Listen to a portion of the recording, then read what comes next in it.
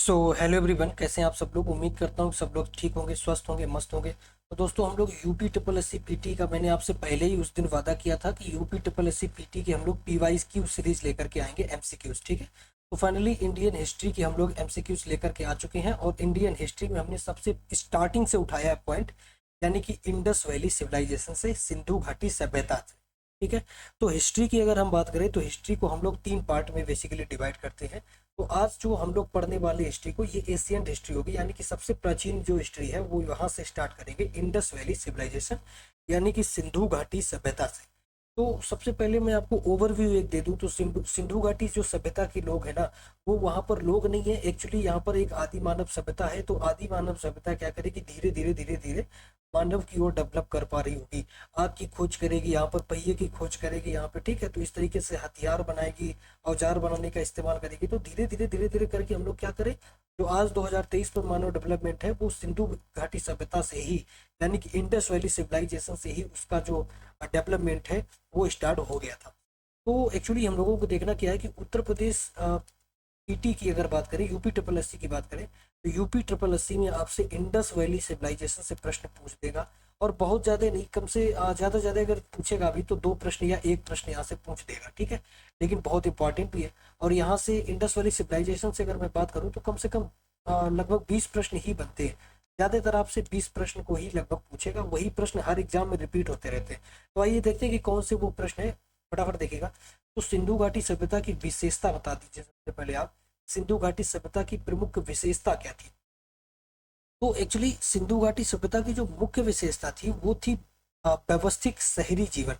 तो सिंधु घाटी सभ्यता में अगर हम बात करें तो लोगों ने सबसे पहले व्यवस्थित जीवन को चुना था, यानी कि सिंधु घाटी सभ्यता में, इंडस वैली सिविलाइजेशन में पहली बार मानव ने सुव्यवस्थित ढंग से शहरी जीवन को व्यतीत किया था।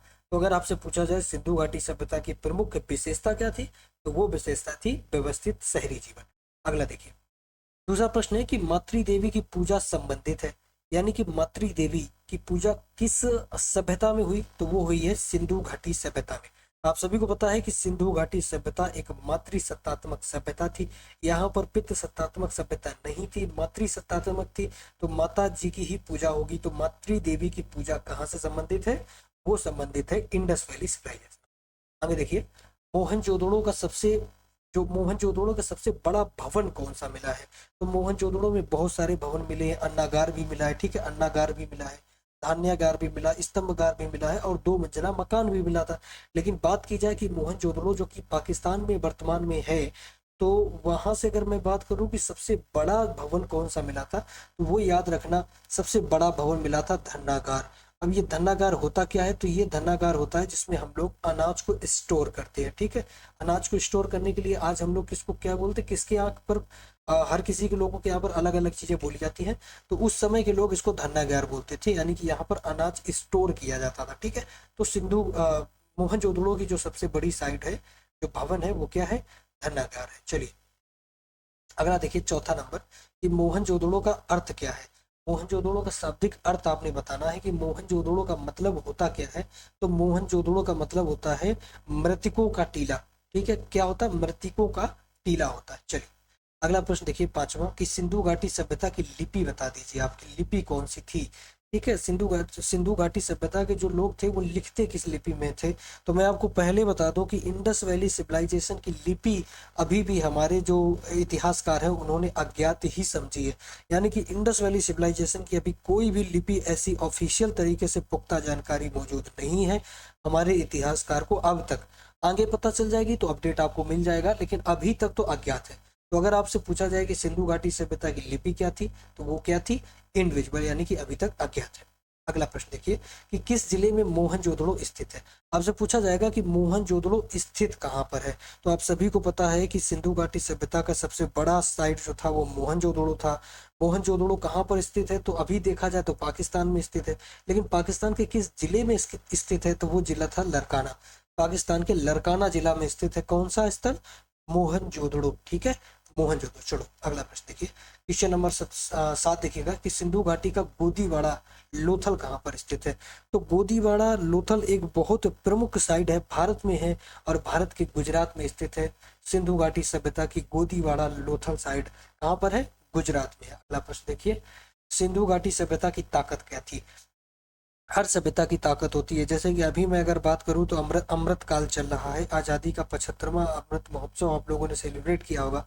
तो अगर भारत की अभी की अर्थव्यवस्था की बात की जाए ना, कि सिंधु घाटी सभ्यता की अर्थव्यवस्था क्या थी, तो अभी क्या अर्थव्यवस्था है कुछ अलग हो सकती है। अभी की अर्थव्यवस्था हम लोगों की किस पर डिपेंड है, वो अलग हो सकती है। अभी इंडस्ट्रियल पर धीरे धीरे हम लोग आ रहे हैं, यानी कि इंडस्ट्री की ओर बढ़ रहे हैं, कृषि को छोड़ रहे हैं। लेकिन उस समय सिंधु घाटी की सभ्यता इतना डेवलपमेंट नहीं था, तो उस समय किस पर निर्धारित थी? कृषि पर निर्धारित थी, टोटल एग्रीकल्चर पर निर्धारित थी सिंधु घाटी सभ्यता। और अभी की अगर अर्थव्यवस्था की बात करें तो वो अब कहाँ पर? इंडस्ट्रियल की ओर भागने लगी है, यानी कि अब औद्योगिकरण की तरफ हम लोग बढ़ने लगे। अगला प्रश्न देखिए, क्वेश्चन नंबर 9, सिंधु घाटी सभ्यता का स्थल है कालीबंगम, इसके प्रसिद्ध है, किसके लिए प्रसिद्ध है? तो भाई कालीबंगम आपको बताना किसके लिए प्रसिद्ध है। सबसे पहले आप बता दीजिए कालीबंगम है कहाँ पर, आप लोग कमेंट कर दीजिएगा। मैं आपको बताता हूँ कि क्या ये चट्टान की वास्तुकला के लिए प्रसिद्ध था? जी बिल्कुल नहीं। इसके बाद बंदरगाह, तो बंदरगाह के लिए भी कालीबंगम नहीं था, बंदरगाह के लिए लोथल फेमस था। क्या ये कपास की खेती के लिए? बिल्कुल नहीं। ये था ऑप्शन नंबर डी, मिट्टी के पात्र, यानी कि यहाँ पर मिट्टी के बर्तन बनते थे। कहाँ पर? कालीबंगम पर। आप लोग फटाफट कमेंट करके बता दीजिए कालीबंगम है कहाँ पर। अगला प्रश्न देखिए, इस सिंधु घाटी का कौन सा स्थल पाकिस्तान में है? तो आपको बताना है कि सिंधु घाटी का ऐसा कौन सा स्थल है जो पाकिस्तान में है। तो सबसे पहले आप बता दीजिए कि लोथल कहाँ पर है। तो आप कहेंगे जी लोथल अपना गुजरात में है। कहाँ पर है? लोथल पड़ता है गुजरात में, ठीक है। इसके बाद में कालीबंगम बता दीजिए, तो कालीबंगम आप कहेंगे कि ये तो हनुमानगढ़ी में पड़ता है, हनुमानगढ़ी, ठीक है। कालीबंगम कहाँ पर है? हनुमानगढ़ी। इसके बाद में मैं आलमगीरपुर की बात करूं तो ये आप आलमगीरपुर, दैमाबाद, ये सब क्या है? अपने ही है, लेकिन अपने इंडिया के ही है। लेकिन अगर पाकिस्तान की बात की जाए तो ये क्या है? हड़प्पा सभ्यता, यानी कि ऑप्शन नंबर डी, पाकिस्तान की हड़प्पा सभ्यता कहाँ से आती है? पाकिस्तान से आती है। तो सिंधु घाटी का कौन सा स्थल पाकिस्तान से? हड़प्पा से। मैं आपसे पूछता हूँ कि मोहनजोदड़ो आप बता दीजिए कि मोहनजोदड़ो कहाँ से स्थित है? मोहनजोदड़ो, ठीक है, मोहनजोदड़ो आप मुझे बता दीजिए। तो मोहनजोदड़ो भी मेरे भाई पाक से ही था, ठीक है, पाकिस्तान से था मोहनजोदड़ो। अगला प्रश्न, प्राचीन भारत की सभ्यता का नाम बता दीजिए, कि जो भारत की प्राचीन सभ्यता थी, इंडिया की सबसे प्राचीन सभ्यता, उसका नाम बता दीजिए। तो मैंने अभी आपको बताया कि हम इंडियंस ने शुरुआत ही सिंधु घाटी सभ्यता से की थी। हम लोगों के अंदर जो आज चंद्रयान 3 तक को लॉन्च करने का, या चांद पर जो तिरंगा लहराने तक की ताकत आई है ना, वो सिंधु घाटी सभ्यता से लेकर के आज तक का हम लोगों का सफर जारी है, विकास, विकसित होने का, ठीक है। तो भारतीयों की अगर बात की जाए कि भारत की सबसे प्राचीन साइट्स क्या है या प्राचीन सभ्यता क्या है, तो वो है इंडस वैली सिविलाइजेशन। अगला प्रश्न देखिए, सिंधु घाटी सभ्यता के लोग किसकी पूजा करते थे?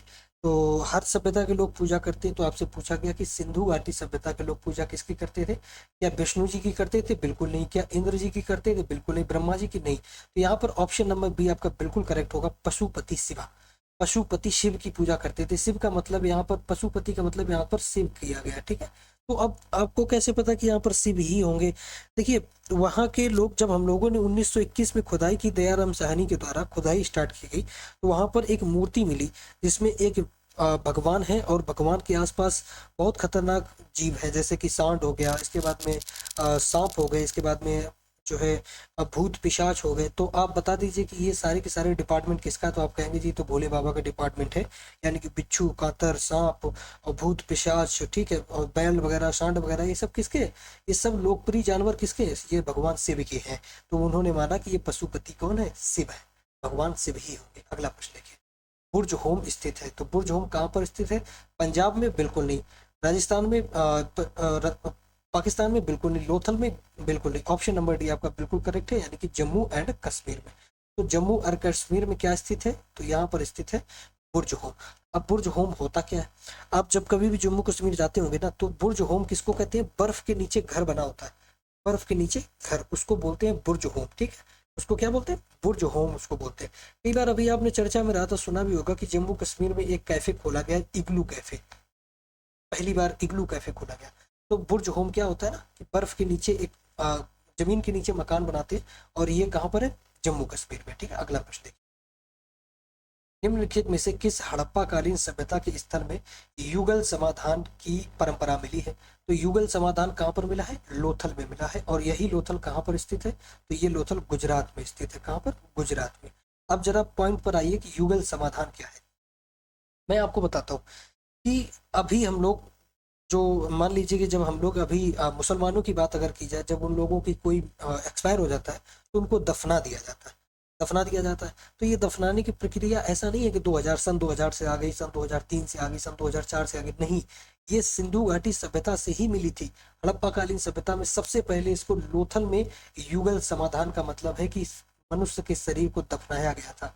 युगल समाधान का मतलब क्या है? दफनाने से है, दफनाना, ठीक है। यहाँ पर युगल समाधान का मतलब साफ साफ है कि कब सबसे पहली बार दफनाया गया, किस सभ्यता में, किस जगह पर। तो वो हड़प्पा सभ्यता में पहली बार दफनाया गया। कहाँ पर? लोथल में, ठीक है। अगला प्रश्न देखिए, हड़प्पा किस नदी के किनारे स्थित है, आपको बताना है। तो गंगा नदी के किनारे बिल्कुल नहीं होगा, यमुना नदी के किनारे हड़प्पा बिल्कुल नहीं होगी, सिंधु के किनारे बिल्कुल नहीं होगी, क्योंकि सिंधु के किनारे तो भैया कौन सी थी? सिंधु घाटी सभ्यता थी। हड़प्पा की जो सभ्यता थी वो मेरे भाई यहाँ पर ऑप्शन नंबर बी आपका करेक्ट होगा, रावी नदी के किनारे स्थित थी, यानी कि रावी नदी के तट पर हड़प्पा सभ्यता निवास करती थी। अगला प्रश्न देखिएगा कि हड़प्पाई स्थित मांडा किस नदी के किनारे है। तो हड़प्पा स्थल एक है, हड़प्पा का ही शहर है मांडा। मांडा को आपने बताना कि किस नदी के किनारे स्थित है। तो क्या सतलज? बिल्कुल नहीं। क्या रावी? रावी नदी के किनारे तो भाई हड़प्पा था। सिंधु के पास, सिंधु के पास तो इंडस वैली सिविलाइजेशन थी। ऑप्शन नंबर ए आपका बिल्कुल करेक्ट है, चिनाब नदी, ठीक है। तो यहाँ पर अगर बात की जाए मांडा की, कि मांडा किस नदी के किनारे स्थित था, तो भैया मांडा स्थित था चिनाब नदी के किनारे। तो अगला प्रश्न देखिए, चलिए ठीक है। तो यहीं तक था, थैंक्स फॉर वॉचिंग। और आप लोग देख लीजिएगा कि यहाँ पर जो मैंने अभी 16 प्रश्न आपको, आप लोगों को करवाया है, 16 क्वेश्चंस। तो ये 16 क्वेश्चन आपको यूपी ट्रिपल एससी में बहुत मदद करेंगे, यूपी ट्रिपल एससी, ठीक है। यूपी ट्रिपल एससी पीटी में 100% मैं आपको बताता हूँ कि जब आप यूपी ट्रिपल एससी पीटी में पेपर देने जाएंगे तो आपको यहाँ से एक प्रश्न जरूर मिल जाएगा, यहाँ से 100% एक प्रश्न जरूर मिलेगा, इससे बाहर बिल्कुल भी नहीं आएगा। तो अगर आपको अभी तक ये वीडियो पसंद आया तो फटाफट जाकर के चैनल को सब्सक्राइब कर लीजिए, वीडियो को लाइक कर लीजिए और कमेंट करना तो बिल्कुल भी मत भूलिएगा। मिलते हैं नेक्स्ट क्लास में, तब तक के लिए हंसते रहे, मुस्कुराते रहे। जय हिंद, नमस्कार।